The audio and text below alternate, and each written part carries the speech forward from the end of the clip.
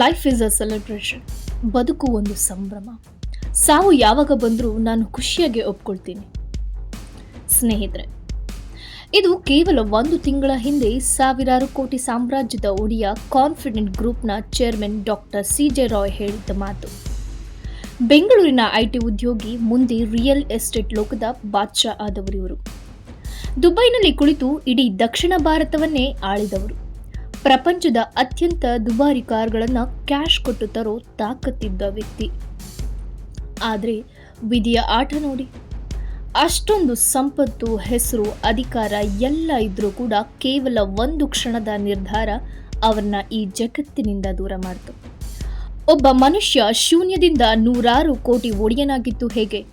IT ಅಧಿಕಾರಿಗಳ raid ನಡೆದ ದಿನ ಅಲ್ಲಿ ಆಗಿದ್ದೇನು? ಅವರು ಹೋಗೋದಕ್ಕೂ ಮುನ್ನ ಬರೆದಿಟ್ಟ ಆ 9 ಪುಟಗಳ ಡೆತ್ ನೋಟಲ್ಲಿ ಇರೋ ಸ್ಫೋಟಕ ಮಾಹಿತಿ ಏನು? ಬನ್ನಿ, ಇವತ್ತಿನ ವಿಡಿಯೋದಲ್ಲಿ ಈ ಕಾನ್ಫಿಡೆಂಟ್ ಮನುಷ್ಯನ ಇನ್ಸ್ಪೈರಿಂಗ್ ಜರ್ನಿ ಮತ್ತು ಆ ಕಣ್ಣೀರು ತರಿಸೋ ಕ್ಲೈಮ್ಯಾಕ್ಸ್ ಬಗ್ಗೆ ಸಂಪೂರ್ಣವಾಗಿ ತಿಳಿದುಕೊಳ್ಳೋಣ. ಇನ್ನು ಯಾರೆಲ್ಲ ನನ್ನ ಚಾನೆಲ್ನ ಸಬ್ಸ್ಕ್ರೈಬ್ ಮಾಡಿಲ್ಲ ಅಂದರೆ ಚಾನೆಲ್ನ ಸಬ್ಸ್ಕ್ರೈಬ್ ಮಾಡ್ಕೊಳ್ಳಿ, ಮೇಲೆ ಕಾಣ್ತಿರುವ ಬೆಲ್ ಐಕಾನ್ ಒತ್ತಿ. ಎಲ್ಲರಿಗೂ ನಮಸ್ಕಾರ. ವಿಚಿತ್ರ ಡೈರಿ ಯೂಟ್ಯೂಬ್ ಚಾನೆಲ್ಗೆ ಸ್ವಾಗತ. ನಾನು ಚಿತ್ರಾ ವೆಂಕಟೇಶ್. ಡಾಕ್ಟರ್ CJ ರಾಯ್ ಮೂಲತಃ ಕೇರಳದ ತ್ರಿಶೂರ್ನವರು. ತಂದೆ ಜೋಸೆಫ್ ಬೇಕರಿ ನಡೆಸ್ತಿದ್ರು, ತಾಯಿ ತ್ರಿಸಿಯಾ. ಆದರೆ ರಾಯ್ ಬೆಳೆದಿದ್ದು, ಓದಿದ್ದು ಎಲ್ಲ ನಮ್ಮ ಬೆಂಗಳೂರಿನಲ್ಲಿ. ಮೆಕ್ಯಾನಿಕಲ್ ಇಂಜಿನಿಯರಿಂಗ್ ಮುಗಿಸಿದ ರಾಯ್ ಆರಂಭದಲ್ಲಿ ಒಂದು ಸಾಧಾರಣ ಕೆಲಸಕ್ಕೆ ಸೇರಿಕೊಂಡ್ರು. 1990ರ ಸಮಯದಲ್ಲಿ HP ಅಂತಹ ದೊಡ್ಡ IT ಕಂಪನಿಯಲ್ಲಿ ಪ್ಲಾನಿಂಗ್ ಮ್ಯಾನೇಜರ್ ಕೆಲಸ, ಕೈತುಂಬ ಸಂಬಳ, ಓಡಾಡೋಕೆ ಕಂಪನಿ ಕಾರ್, ಎಲ್ಲ ಸೌಲಭ್ಯಗಳಿದ್ವು. ಯಾರಾದರೂ ಇಂಥ ಕೆಲಸ ಬಿಡ್ತಾರಾ?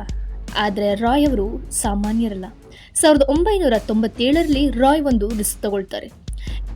ಇದ್ದಕ್ಕಿದ್ದ ಹಾಗೆ ಕೆಲಸಕ್ಕೆ ರಾಜೀನಾಮೆ ಕೊಡ್ತಾರೆ. ಆಗ ಅವರ ಜೇಬಿನಲ್ಲಿದ್ದು ಕೇವಲ ಅವರ ಸೇವಿಂಗ್ಸ್ ಮಾತ್ರ. ಮನೆಗೆ ಬಂದು ಕೆಲಸ ಬಿಟ್ಟೆ ಅಂತ ಹೇಳ್ತಾರೆ. ಎಲ್ಲರೂ ಗಾಬರಿಯಾದರು. ಆದರೆ ಅವರ ಪತ್ನಿ ಲಿನಿ ರಾಯ್ ಮಾತ್ರ ಬೆನ್ನಿಗೆ ನಿಂತರು. ಬಿ ಕಾನ್ಫಿಡೆಂಟ್, ನೀನ್ ಮಾಡ್ತೀಯಾ ಅಂತ ಧೈರ್ಯ ತುಂಬಿದ್ರು. ಅದೇ ಮುಂದೆ ಕಾನ್ಫಿಡೆಂಟ್ ಗ್ರೂಪ್ ಹುಟ್ಟೋಕೆ ಕಾರಣ ಆಯಿತು. ಸ್ನೇಹಿತರೆ, CJ ರಾಯ್ ಅವರ ಬಿಸ್ನೆಸ್ ಮೈಂಡ್ ಹೇಗಿತ್ತು ಗೊತ್ತಾ? ಅವರು ರಿಯಲ್ ಎಸ್ಟೇಟ್ ಶುರು ಮಾಡಿದಾಗ ಬೆಂಗಳೂರಿನ ಮಂದಿ MG ರೋಡ್, ಇಂದಿರಾನಗರ ಅಂತ ಸೆಂಟ್ರಲ್ ಬೆಂಗಳೂರು ಕಡೆ ನೋಡ್ತಿದ್ರು. ಆದರೆ ರಾಯ್ ಕಣ್ ಬಿದ್ದಿದ್ದು ಮಾತ್ರ ಹೊರಗಡೆ ಇದ್ದ ಗಿಡ ಗಂಟೆಗಳು ಬೆಳೆದಿದ್ದ ಸರ್ಜಾಪುರದ ಮೇಲೆ. ಅವತ್ತು ಸರ್ಜಾಪುರದಲ್ಲಿ 1 ಎಕರೆ ಕೇವಲ 3 ಲಕ್ಷ ರೂಪಾಯಿ ಇತ್ತು. ಯಾರು ಅಲ್ಲಿಗೆ ಹೋಗೋಕ್ಕೂ ಹೆದರ್ತಿದ್ರು. ಆದರೆ ರಾಯ್ ಅಲ್ಲಿ 100 ಎಕರೆ ಜಾಗ ತಗೊಳ್ತಾರೆ. ಎಲ್ಲರೂ ಇವ್ರನ್ನ ಹುಚ್ಚ ಅಂತ ಕರೆದ್ರು. ಆದ್ರೆ ಯಾವಾಗ ಬೆಂಗಳೂರು IT ಹಬ್ ಆಯ್ತೋ, ಸರ್ಜಾಪುರ ಚಿನ್ನದ ಗಣಿಯಾಗಿ ಹೋಯ್ತು. ರಾಯ್ ಅವರ ಆಸ್ತಿ 10 ಪಟ್ಟು ಹೆಚ್ಚಾಯ್ತು. ಅಲ್ಲಿಂದ ಶುರುವಾಗಿದ್ದೇ ಕಾನ್ಫಿಡೆಂಟ್ ಗ್ರೂಪ್ನ ಜೈತ್ರ ಯಾತ್ರೆ. ಬೆಂಗಳೂರು, ಕೇರಳ, ದುಬೈ ಅಂತ ಸುಮಾರು 150ಕ್ಕೂ ಹೆಚ್ಚು ಪ್ರಾಜೆಕ್ಟ್ಗಳು, ಸಾವಿರಾರು ಅಪಾರ್ಟ್ಮೆಂಟ್ಗಳು. ರಾಯ್ ಅವರ ಸ್ಪೆಷಾಲಿಟಿ ಅಂದ್ರೆ ಝೀರೋ ಡೆಬ್ಟ್, ಅಂದ್ರೆ ಸಾಲ ಇಲ್ಲದೆ ಬಿಸ್ನೆಸ್ ಮಾಡೋದು. ಅವರ ಲೈಫ್ ಸ್ಟೈಲ್ ಬಗ್ಗೆ ಕೇಳಿದ್ರೆ ಎಂಥವರಿಗೂ ಹೊಟ್ಟೆ ಕಿಚ್ಚಾಗತ್ತೆ. ರಾಯ್ ಅವರಿಗೆ ಕಾರುಗಳ ಕ್ರೇಜ್ ಎಷ್ಟಿತ್ತಂದ್ರೆ ಅವರ ದುಬೈ ಮನೆಯ ಬೇಸ್ಮೆಂಟ್ನಲ್ಲೇ 12 ರೋಲ್ಸ್ ರಾಯ್ಸ್ ಕಾರ್ಗಳು, ಬುಗಾಟಿ, ಲ್ಯಾಂಬೋರ್ಗಿನಿ ಅಂತ ಸಾಲು ಸಾಲು ಕಾರ್ಗಳಿದ್ವು. ವಿಶೇಷ ಅಂದ್ರೆ, ನಾನು ಬುಗಾಟಿ ಕಾರ್ನ ಪೂರ್ತಿ ಹಾರ್ಡ್ ಕ್ಯಾಶ್ ಕೊಟ್ಟು ತಗೊಂಡೆ ಅಂತ ಅವರೇ ಹೇಳ್ತಿದ್ರು.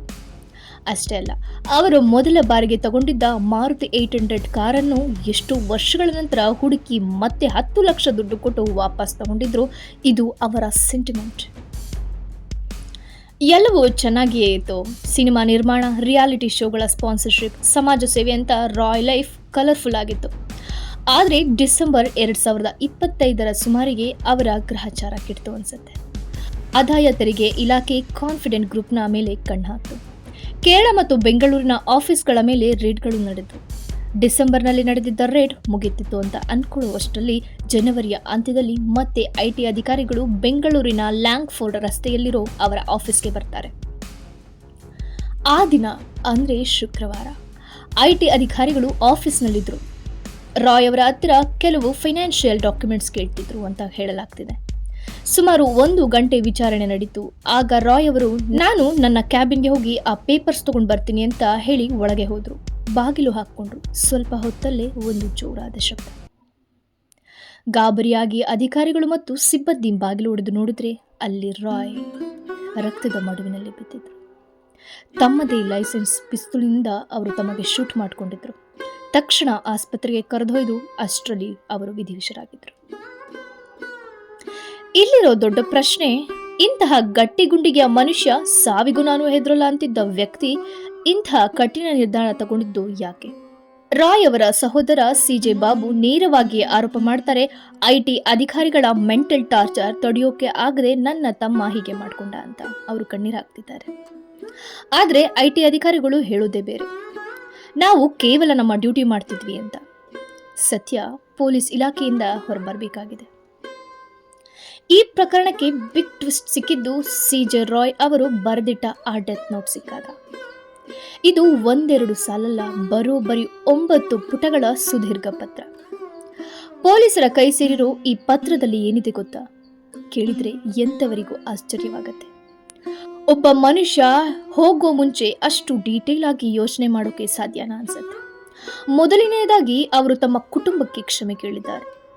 ನನ್ನ ಈ ಅಂತಿಮ ನಿರ್ಧಾರಕ್ಕೆ ನನ್ನನ್ನು ಕ್ಷಮಿಸಿ. ಪತ್ನಿ ಮತ್ತು ಮಕ್ಕಳ ಹತ್ತಿರ ಬೇಡ್ಕೊಂಡಿದ್ದಾರೆ. ಅದು ಅವರ ಮನಸ್ಸಿನಲ್ಲಿರುವ ನೋವನ್ನು ತೋರಿಸುತ್ತೆ. ಎರಡನೇದಾಗಿ ಆ ಪತ್ರದಲ್ಲಿ ಹಣಕಾಸಿನ ಲೆಕ್ಕಾಚಾರವಿದೆ.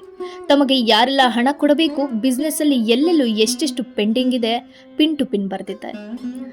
ಅಂದ್ರೆ ತಾನು ಹೋದ ಮೇಲೆ ತನ್ನ ಫ್ಯಾಮಿಲಿಗೆ ಅಥವಾ ಕಂಪನಿಗೆ ಯಾವುದೇ ಕನ್ಫ್ಯೂಷನ್ ಇರಬಾರದು ಅನ್ನೋದು ಅದರ ಉದ್ದೇಶ.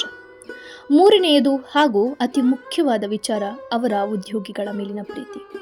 ಆ ಪತ್ರದಲ್ಲಿ ಒಂದು ಸಾಲಿದೆ, ನನ್ನ ನಂಬಿಕಸ್ಥ ಉದ್ಯೋಗಿಗಳನ್ನ ಯಾರೂ ಕೆಲಸದಿಂದ ತೆಗಿಬೇಡಿ, ಅವರು ನನ್ನ ಜೊತೆಗಿದ್ದವರು, ಸಂಸ್ಥೆಯನ್ನ ಮುನ್ನಡೆಸಿಕೊಂಡು ಹೋಗುವವರು ಅವರೇ ಅಂತ ಬರೆದಿದ್ದಾರೆ. ನೋಡಿ, ಪ್ರಾಣ ಹೋಗೋ ಕೊನೆ ಕ್ಷಣದಲ್ಲೂ ತನ್ನ ನೌಕರರ ಭವಿಷ್ಯದ ಬಗ್ಗೆ ಯೋಚನೆ ಮಾಡಿದ್ರಲ್ಲ, ಅದು ರಾಯ್ ಅವರ ವ್ಯಕ್ತಿತ್ವ. ಹಾಗೆ ತಮ್ಮ ಪತ್ನಿ ಲಿನಿಯವರಿಗೆ ಬಿಸ್ನೆಸ್ ಬಗ್ಗೆ, ಲೆಕ್ಕಾಚಾರದ ಬಗ್ಗೆ ಎಲ್ಲ ಗೊತ್ತಿದೆ, ಅವರೇ ಎಲ್ಲವನ್ನ ನೋಡ್ಕೊಳ್ತಾರೆ ಅಂತಲೂ ಉಲ್ಲೇಖ ಮಾಡಿದ್ದಾರೆ. ಸದ್ಯಕ್ಕೆ ಈ ಪತ್ರದ ಆಧಾರದ ಮೇಲೆ ಎಸ್ಐಟಿ ಅಧಿಕಾರಿಗಳು ತನಿಖೆ ಮಾಡುತ್ತಿದ್ದಾರೆ. ದುಬೈನ ಎಮಿರೇಟ್ಸ್ ಹಿಲ್ನಲ್ಲಿರುವ ಅರಮನೆಂದ ಮನೆ, 100 ಕೋಟಿ ಬಿಸ್ನೆಸ್, ಪ್ರೀತಿ ಮಾಡೋ ಫ್ಯಾಮಿಲಿ ಎಲ್ಲ ಇದ್ರೂ ಕೂಡ ವಿಧಿಯಾಟದ ಮುಂದೆ ಮನುಷ್ಯ ಏನೇನೂ ಅಲ್ಲ ಅಂತ ಮತ್ತೊಮ್ಮೆ ಸಾಬೀತಾಯಿತು. ಅವರು ಕಟ್ಟಿದ ಕಟ್ಟಡಗಳು ಹಾಗೇ ಇವೆ, ಅವರು ಪ್ರೀತಿಸುತ್ತಿದ್ದ ಕಾರುಗಳು ಗ್ಯಾರೇಜ್ನಲ್ಲಿವೆ. ಆದರೆ ಅವನ್ನೆಲ್ಲವನ್ನು ಅನುಭವಿಸಬೇಕಾದ ಜೀವ ಈಗಿಲ್ಲ. ಸಿಜೆ ರಾಯ್ ಅವರ ಆತ್ಮಕ್ಕೆ ಶಾಂತಿ ಸಿಗಲಿ ಅಂತ ಪ್ರಾರ್ಥಿಸೋಣ. ಈ ಘಟನೆ ಬಗ್ಗೆ ನಿಮಗೆ ಏನನ್ನಿಸ್ತಿದೆ? ಐಟಿ ರೇಡ್ಗಳ ಒತ್ತಡ ಒಬ್ಬ ಉದ್ಯಮಿಯ ಪ್ರಾಣ ತಗೊಳ್ತಾ? ಕಮೆಂಟ್ ಮಾಡಿ ತಿಳಿಸಿ. ಮತ್ತೊಂದು ಇಂಟ್ರೆಸ್ಟಿಂಗ್ ವಿಡಿಯೋ ಜೊತೆ ಮತ್ತೆ ಸಿಗ್ತೀನಿ. ನಮಸ್ಕಾರ.